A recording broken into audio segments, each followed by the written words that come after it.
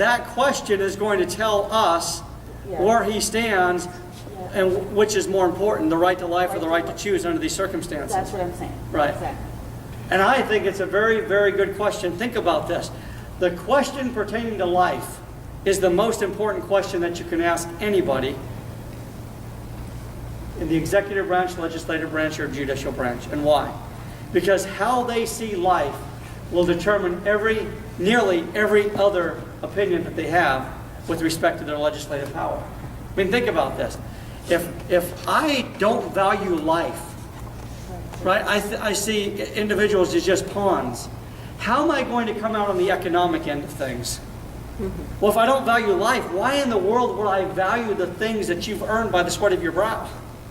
If I don't value life, where do you think I'm going to line up with the right to defend yourself? Right? If life is secondary, why in the world would I defend your right to bear arms? Right? If I don't value life, why in the world would I have any interest in protecting and creating a very high standard under the Fourth Amendment before individuals can come into your home? Because life and property are inextricably attached.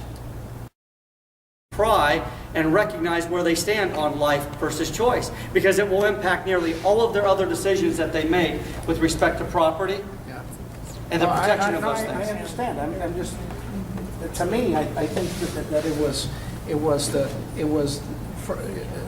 decision that life is not life. Right. Was the mistake. Right. Absolutely. And the granting of, and therefore choice becoming more important than this non-life. Right.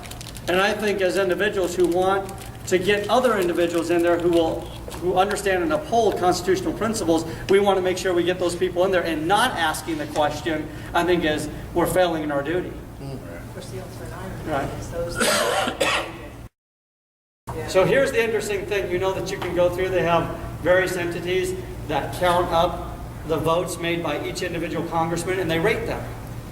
You can go to an individual who ranks very high in the right to life. He's always protecting life, and it's almost 100% how we will come out on the right to bear arms, how we will come out with respect to taxation, how we will come out with respect to protecting various Fourth and Fifth Amendment principles, and ensuring the right of certain procedures when it comes to the government coming out. It's predictable.